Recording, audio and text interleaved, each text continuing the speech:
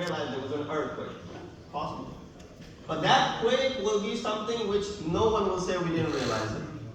That's how violent that quake will be. And that is indeed the quake of a reminder that Qiyamah has taken place. One of the signs of Qiyamah mentioned in Quran is the zilzal, is the earthquake that is being mentioned over here. Then Allah subhanahu wa ta'ala, after saying this, what usually happens when the earthquakes happen? أَخْرَجَتِ الْأَرْضُ أَثْقَالَهَا. The earth, sometimes splits open. And things that were hidden in this earth now become apparent to you. Many places where there aren't buildings, earthquake happens, you see that there's a shigaf that you find on the land. And so when there's a shigaf, you're able to see inside of it. Quran says what? إِذَا زُلْزِلَتِ الْأَرْضُ زِلْزَالَهَا وَأَخْرَجَتِ الْأَرْضُ أَثْقَالَهَا. Not that it is related to it, it can happen even without it. But nonetheless, أَخْرَجَتِ الْأَرْضُ أَثْقَالَهَا.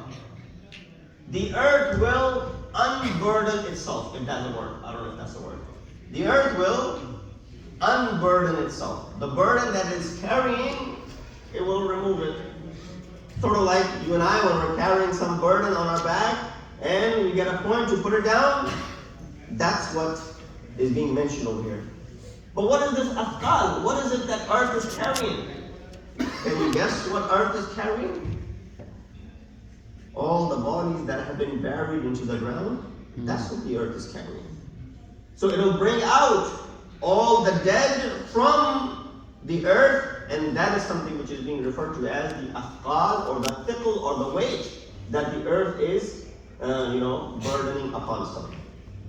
وَأَخْرَجَتِ الْأَرْضُ أَثْقَالَهَا وَقَالَ الْإِنسَانُ مَا لَهَا. At this point, insan will be puzzled. Insan will of course be in a state of shock. What will insan say? وَقَالَ الْإِنسَانُ مَا لَهَا. What is wrong with this earth? And so the earth is mu'annath. That's the reason the ha which is being used is for tanis. What is wrong with her? That she is bringing out all that was hidden in it. And then the ayat continues, وَقَالَ الْإِنسَانُ مَا لَا يَوْمَئِذٍ تُحَدِّثُ أَخْبَارَهَا. Yes. That's where Allah subhanahu wa ta'ala responds to the query of insan. يَوْمَئِذٍ تُحَدِّثُ أَخْبَارَهَا. That is the day when the earth will give you the news. تُحَدِّث, meaning she will speak. And what will she speak? Give you akhbar, which is the plural of khabar. It will relate news to you. There's so much tafsir in all of this. Of course, I don't have time to go into the depths and details of it. Nor am I capable of giving the depths and details of it. It's beyond my pay grade. That it says that insan right away is questioning what is wrong with it, and then hears the earth speak and come to communicate. يَوْمَئِذٍ تُحَدِّثُ أَخْبَارَهَا. So don't be worried that if the earth starts speaking. Why? Many of the ayat of Quran relate and address the fact that Allah subhanahu wa ta'ala will make these inanimate objects goya, they'll be able to speak. And the ayat of Quran, Surah Fussilat talks about وَقَالُوا لِجُلُودِهِمْ لِمَا شَهِدْتُمْ عَلَيْنَا. On the day of judgment, people will say to their skins, لِمَا شَهِدْتُمْ عَلَيْنَا. Why did you bear witness against us? We will be questioning our own skins. Then why are you bearing witness against us? قَالُوا أَنْتَقَنَا اللَّهُ الَّذِي أَنْتَقَا كُلَّ شَيْءٍ. Allah subhanahu wa ta'ala gave us the way to speak and the freedom to speak, and that is the reason we're speaking. Meaning what? If they are given a tongue, they're only going to speak the truth. They're not going to hide anything, and they're going to come out. And of course, Allah subhanahu wa ta'ala already knows it. It is to reveal those secrets to you and I, so that of course, if something is being told ahead of time, what do you do about it? If you're being informed of some danger ahead of time, what do you do about it? You take measures. If there's a rainy condition, and if you're going on a bridge, and if there's a sign that says the bridge may be slippery, drive carefully, lower your speed to 25 miles an hour, don't cross the lane, don't overtake anyone. All of these signs are there. Lights are flashing. And then you still see someone has gotten into an accident. What do you say? That person did not pay heed to all the signs that were placed before the bridge. There were all these signs in front of you that slow down, don't go too fast, and take measures and whatnot. You're still in some disregarding all this. Ayat of Quran is saying that on the day of judgment, this skin of ours will be bearing witness against us. Lima shahidtum, we will be questioning it. Why are you bearing witness against us? Why are you saying things that you have seen? Of course, the skin is the closest thing to me, right? The closest thing to me right now is my libas. And even closer than my libas is what? My skin. Now imagine the skin which sees everything and all of a sudden is given the ability to speak. This is a matter of where a person should awaken from this slumber and awaken and regain the conscious. It says what? That يَوْمَئِذٍ تُحَدِّثُ أَخْبَارَهَا. This earth will then bear and then talk about all the news that it is carrying. بِأَنَّ رَبَّكَ أَوْحَى لَهَا. Now, this earth does not have anything on its own. It will speak about that which Allah has already given wahi to it. So the earth has nothing on its own, but the wahi that has been given to this earth is that what it will be speaking to us about. And then the last two ayat of this, يَوْمَئِذٍ يَصْدُرُ النَّاسُ أَشْتَاقًا لِيُرَوْا أَعْمَالَهُم. On that day, insan will be brought out. The word yasduru, so there's wurud, which is dakhil, and there's sudur, which is kharij. That's why in our countries we have waridat and sadirat, right? In import and export. That's called waridat and sadirat. So wurud is that you bring in, sudur is what you bring out. يَوْمَئِذٍ يَصْدُرُ الْإِنسَانُ. That on that day, يَصْدُرُ النَّاسُ أَشْتَاقًا لِيُرَوْا أَعْمَالَهُم. Why will they be scattered? Ashtata means shatata. They will be scattered. This is where, of course, you want to know whom you will be raised with. يَوْمَ نَدْعُو كُلَّ أُنَاسٍ بِإِمَامِهِمْ. You want to know who are you being raised with. You want to know who your imam is. Because that's the imam that we want to be raised with. On that day, all people will be raised with different groups. You want to be raised with the group that belongs to Muhammad wa Ali Muhammad. Allahumma salli ala. If a person does not even know who the imam of the ummah is, imam of the time is man mata wa lam ya'rif imam zamanihi mata mitatan jahiliyyah. Indeed, that is the death of an ignorant. If a person leaves this world and has no ma'rifat of imam of their time. So therefore, have a continuous ma'rifat and a connection of your imam. If you want him to be your leader, when everyone is being called back, يَوْمَ نَدْعُو كُلَّ أُنَاسٍ بِإِمَامِهِمْ. And the last two ayat, which are really the hasil of this surah. Again, I didn't do tafsir of this surah, I just translated all the ayat for you, and I'm just feeding back on what you guys already know and the vast understanding of the crowd that they have been listening to the Majlis for so many years. These are just hints here and there based on the translation that I've been reading in front of you. فَمَنْ يَعْمَلْ مِثْقَالَ ذَرَّةٍ خَيْرٍ يَرَهُ وَمَنْ يَعْمَلْ مِثْقَالَ ذَرَّةٍ شَرٍّ يَرَهُ. That not an atom worth of good that you do, you will be shown. And not an atom worth of evil that you have done, it will be displayed in front of you. This was an ayat which was very difficult for Mufassireen to translate about 200 years ago. Because there's no concept of seeing anything, watching anything. There's no television, there's no recorders, there are no DVRs, there are no TVs. You tell kids today VCR and VHS, they don't know what that is. So 200 years ago, none of those things existed. Right? Now everybody has their phones and they understand something that is being recorded and then is posted and it's all over the world in an instant. Because you're using one of these apps, for example. Now with that said, people had a hard time understanding that how will Allah subhanahu wa ta'ala show us something? They just translated it. These scholars, Mullah Faiz al-Kashani, translated this 300 years ago, that Allah will show you what you have done, good or bad. it'll be displayed for you. Had no idea how it'll be displayed because there's no concept of seeing anything. But today, if you read this ayah to a 5-year-old, they'll understand it.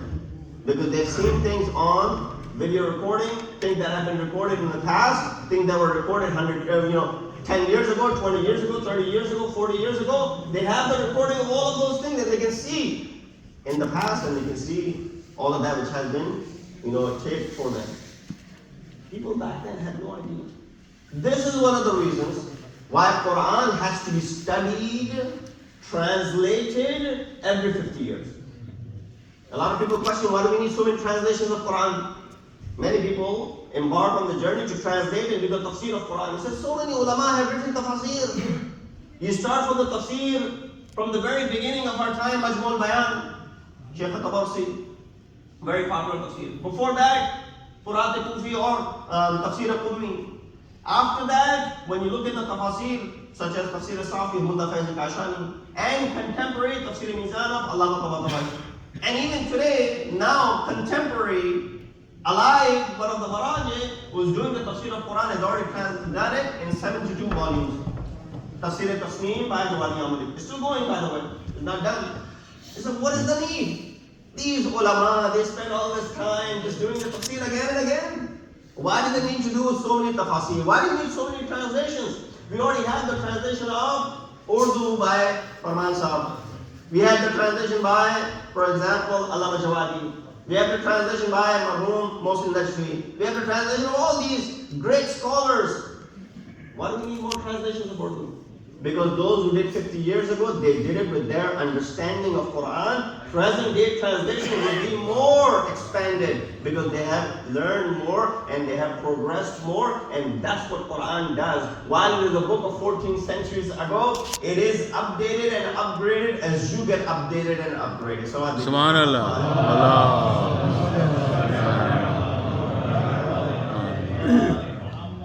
So coming back to one of the points that I said, that this earth will bear witness. There's a beautiful hadith over here by Amir al-Mu'mineen who mentions in regards to the earth bearing witness. He says, pray on different places. Don't pray at the same place all the time. Why every place that you pray will bear witness on the day of judgment, this person prayed upon you. Subhanallah. Give adhan in different places. Give adhan in an open space. Every leaf and every mountain where your voice echoes will be bearing witness that this person was given adhan. Subhanallah. So don't shy away from giving adhan. Don't shy away from praying at different places. Amir al-Mu'mineen, while he was distributing Baytul Mal, he would offer 2 rakat namaz. First and foremost, when you get something, Imam received something, and he wanted to go ahead and distribute. People said, Molana, can you get till morning?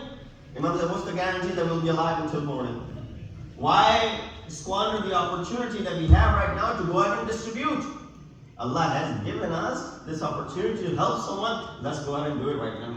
Imam distributed the wealth and then he offered 2 rakat salat. Then Imam said this, Ushhudi, to the world, to the earth. Inni mala'ituka bihaqqin wa faragtuka bihaqqin. I filled you based on haqq, meaning all the wealth that I acquired, and then I emptied you based on haqq as well, because those who are in need, I was able to get to them. So don't shy away. When you receive something or when you have something and there's someone in need, right away, as-sadiqun, as-sadiqun, ulaika al-muqarrabun. Salawat bi Muhammad. A person came, and there are different riwayat in this reference. A person came to Rasulullah and he said, I want to learn, tell me what you know. Allimni ma allamka. Allamaka Allahu sallallahu. Teach me what Allah has taught you. And of course, this is a person asking to be taught what Rasulullah knows. That's very difficult.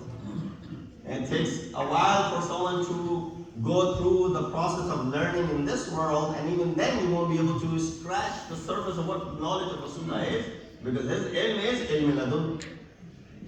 Rasulullah said, but he didn't turn him down. He didn't scold him saying, oh, you can't reach the knowledge that I have. This is the akhlaq of Rasulullah. Well, the person in question is, it irrelevant because Rasulullah cannot, not that he cannot, but this person does not have the capacity to learn what Rasulullah has the knowledge. But Rasulullah says, sure. He appoints one of his companions to start teaching him Quran. And then when that person started teaching him Quran, he recited the first surah, Surah Zilzal. They recited the surah, he got to the ayat, فَمَنْ يَعْمَلْ مِثْقَالَ ذَرَّةٍ خَيْرٍ يَرَهُ وَمَنْ يَعْمَلْ مِثْقَالَ ذَرَّةٍ شَرٍّ يَرَهُ. The man said, Kafani, yakfini, that is enough. I don't need to learn anymore. He got up and he left. This companion Rasulullah came to him and said, no, the one who could not even stay for one surah. He studied just one surah and then he said, that's it, kafani, and he left. Rasulullah said, Raja faqiran.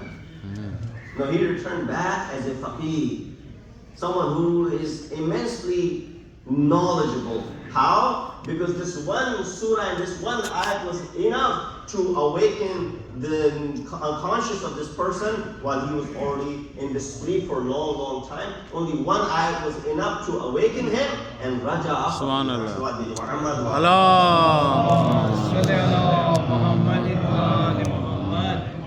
Therefore, these ayat of Quran, especially the last two of this surah, Surah Zilzal, are eye-opening. And sometimes Shaan becomes conceited, arrogance comes into play. And that's why it is important that we have this reality check all the time. Luqman gave the same instruction to his son as well. When the discussion of Luqman comes about in Quran, he said, Ya bunayya, innaha in takum mithqala habbatin. Same word mithqal is being used over here. In takum mithqala habbatin min khardalin fatakun fi sakhratin aw fi samawati aw fi al-ardi yati bihi Allah.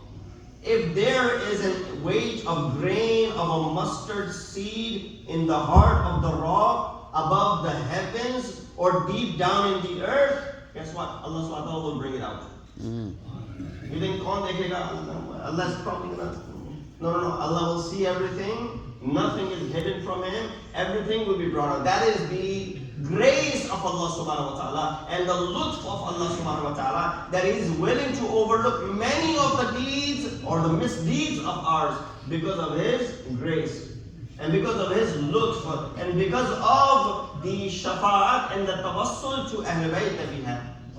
But otherwise, our amal are not worthy to even get a passing grade in front of the bargah of Allah subhanahu wa ta'ala. With that said, he reminded the Mufassirin, of course, mentioned that this amal that you will be shown on the Day of Judgment, this is tajassum amal. Your amal will be brought to you in the shape and the form that you're able to witness. So for example, many of these evil and vices that we commit, which are not physical, they'll be shown to us in the physical form on the Day of Judgment. I'm running out of my time, therefore I'm running through this very quickly, that indeed we need to learn from the last two ayat, especially the two that are mentioned, which in regards to our amal are concerned. But death is something which is inevitable. Maut is something which is barha. Maut happens all the time in front of us. Right? This is Isa alayhi salam Majlis. We're sitting here because we witnessed a death of a mu'min and we buried him. And even today, one of the community members was laid to rest in Linden Cemetery, and we buried him. And inshallah, we're requesting you to recite, namaz hadiya bayyat after namaz maghrib. So this is a process that happens to us all the time, and we see it all around us. How you leave this world is in your control. What Dr. was saying, that whenever Allah can call us, we'll have to say labbaik. That is not in our hands when our call will come. Someone who is healthy, you see one day, next day you see that person is, and just like you said, he was with us till the amal of the night of Qadr. He goes home, and then he feels unwell, goes to the hospital, 4 days later, he's gone. So something which is unimaginable sometimes. So it's not in our control when death will come upon us. What is in our control? How we want to leave this world when death comes upon us. That's in our hands. You want to make sure that you're on the right path when death comes upon us. You want to make sure that you are on Iman when death comes upon you. That's something which is in your control. So I want to share with you the 3 deaths of Anbiya. So there are many Anbiya and their deaths are mentioned. 3 in particular that we find are unique.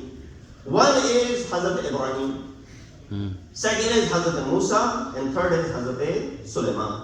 And we can learn from each one of their deaths and how should you and I be prepared when the death comes upon us. Angel of death comes to Hazrat Ibrahim and he says, I'm here to take your soul away. Hazrat Ibrahim ﷺ says, does a friend wish for the death of his friend? Hazrat Ibrahim is what? Khalilullah.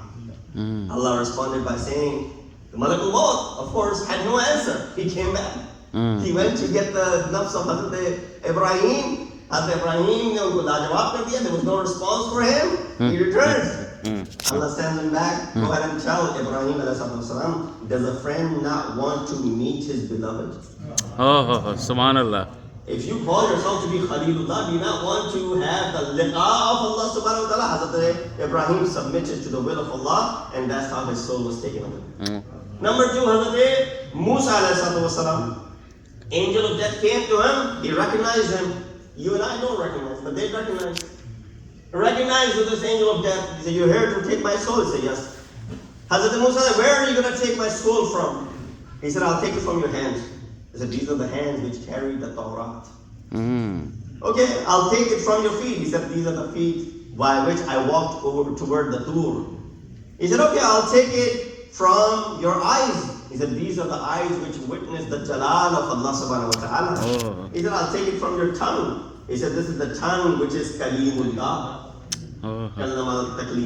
That is that has spoken to Allah subhanahu wa ta'ala. Of course, Hazrat Musa also made angel of death lajawab. He returns. Allah subhanahu wa ta'ala says, will take the soul of Musa when he himself is prepared to leave.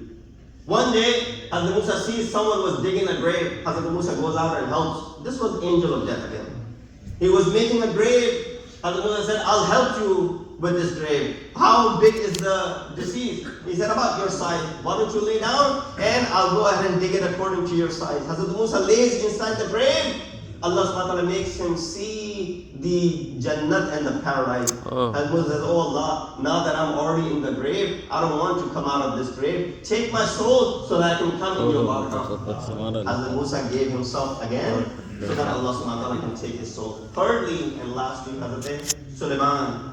Someone who had the mulk la yanbaghi li ahad. Someone who had the mulk and the kingdom that no one else possessed similar. The way he was able to speak to all. He was not just literally, if you want to know the hukumat of Ayman Azhar, you look at the hukumat of Hazrat Sulaiman. People who have hard time understanding that Imam is not Imam for insan only, but they're Imam for jinn as well. They're Imam for animals as well. They're Imam for birds as well. They're Imam for all the things that exist between the heaven and the earth. Hazrat Sulaiman showed it that he had all of these different makhluqat in front of him as he was the ruler of them. But with all the command that Hazrat Sulaiman has, all the might that Hazrat Sulaiman has, he's standing in that assembly where all the people are standing by. And then he sees that this one handsome young man is walking up. He said, you're not allowed over here. This is my private area. No one walks here without the permission.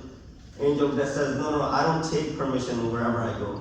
There's only one dar jahan pe mujhko ijazat deni padti hai, wo dar Sayyida. But I don't need permission wherever I go. Hazrat Sulaiman recognizes that this is the angel of death. He says, can you give me enough time to go ahead and write my wasiyat? He said, no, it's too late. Can you give me some time to sit down? He said, no, it's too late. Can you give me some time to speak to my people? He said, it's too late. How are you going to take my soul? He said, like you're standing, I'll take your soul away. Hazrat Sulaiman's soul was also taken away while he kept on standing. People thought that he was still alive. He wasn't moving until termite comes and eats up on the asa of Hazrat Sulaiman, that he falls to the ground. People realized that the angel of death has come and taken the soul of Sulaiman. Yes, while angel of death takes permission wherever he goes, there is one, doesn't need permission wherever he goes, but there is one dar that was being knocked on, the house of Fatima Zahra. The door when Rasulullah was on his deathbed, and there was the last moments of the life of Rasulullah, and there was this Dakul Bab, Janab Sayyida says, go away. Rasulullah wakes up, opens his eyes, he says to his daughter, oh my daughter, what is it that is bothering you? She said, there's someone at the door, people are still coming and want to speak to you and meet you. And Rasulullah says, no, this is not anyone. This is the angel of death who has come to take my soul. This is only the takreem and the honor of your door, O Sayyida, that he's knocking before and getting the permission to enter. I would say, O Rasulullah, you showed the world that the door of Fatima and the value of it and the importance and the reverence of it. But the moment you close your eyes, the same door will be under attack. The same door upon which Rasulullah used to stand and say, Assalamu alaikum, Ya Ahl-e-Bait. The same door upon which Rasulullah used to stand for 9 months is the door upon which the fire is being brought. Is the same door which is now being torn down. In respect to this, the Janab Sayyida is between the door and the wall.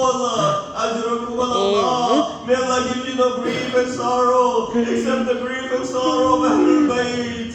But there's a relation between Fatima and Hussein. And Fatima is on the deathbed. Hussein does not want to come until mother calls him the way she used to before. The hands open. Hussein, come to your mother. And Imam Hussein comes. And the last few moments of the life of Hussein as well, when he's on the plains of Karbala, the Mad'uneen have snatched everything from Hussein. They've taken everything from his body. There was one of these people who was late in coming and looting all the belongings of the house of Hussein. When he arrived, he saw that the people have taken everything. Even the Abba of Hussein is gone. The Ababa of Hussein is gone. The Na'alain are also not there. But there was this libas underneath, which was tied. He said, I wanted to take it. As I came close, I wanted to untie the libas, the kohna libas of Hussein. He said, Imam Hussein grabbed his hand, as if he was telling him, leave these clothes on my body. Don't make me Uryan. The Riwayat mentions the Mad'un took out his knife and he severed the hand.